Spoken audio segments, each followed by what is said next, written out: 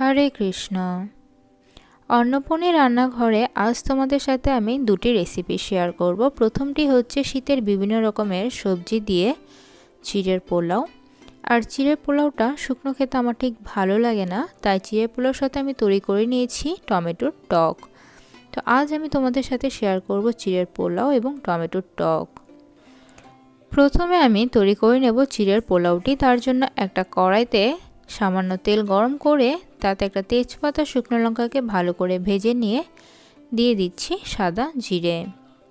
তার সাথে থাকছে আদা কুচি। আদা কুচিটাকে খুব ভালো করে ভেজে নিলে কিন্তু পোলাও টেস্টটা অনেক বেশি হয়। আর সাথে দিয়ে দিচ্ছি কারি পাতা। এবার দিয়ে দিচ্ছি পিনাট। বাদামটা হালকা করে ভেজে নেওয়ার পর দিয়ে দিচ্ছি মটরশুঁটি। থাকছে ফুলকপি শীতের সবজি হিসেবে, গাজর আর বিট। সাথে দিচ্ছি স্বাদ অনুসারে নুন এবং কাঁচা লঙ্কা। শুধুমাত্র নুন দিয়েই সবজিগুলোকে মিডিয়াম আঁচে ভেজে নেব। মিডিয়াম আঁচে ভাজার কারণে কিন্তু সবজিগুলো হালকা সেদ্ধও হয়ে গেছে। এবার এতে আমি দিয়ে দিচ্ছি চিড়ে। চিড়েগুলোকে আমি শুকনোই দিলাম, ধুয়ে দেইনি। আর সাথে দিয়ে দিচ্ছি স্বাদ অনুসারে চিড়ের জন্য নুন। কোনো রকমের জল দিইনি, যেহেতু সাথে আমরা টমেটোর টক করব, তাই চিড়েটাকে একটু শুকনো করারই চেষ্টা করছি। চিড়েটাকে সবজির সাথে খুব ভালো করে মিশিয়ে নিয়ে মিডিয়াম আঁচে আমি 2 থেকে 3 মিনিটের মতো ভালো করে ভেজে নিচ্ছি। 2 থেকে 3 মিনিট ধরে খুব ভালো করে ভেজে তৈরি করে নিলাম চিড়ের পোলাও।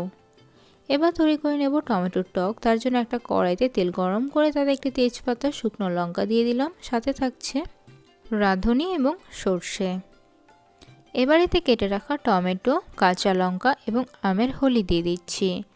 আমের হলি মানে হচ্ছে আমের সিজনে কাঁচা আমটাকে কেটে সামান্য নুন দিয়ে রোদে শুকিয়ে রাখা হয়।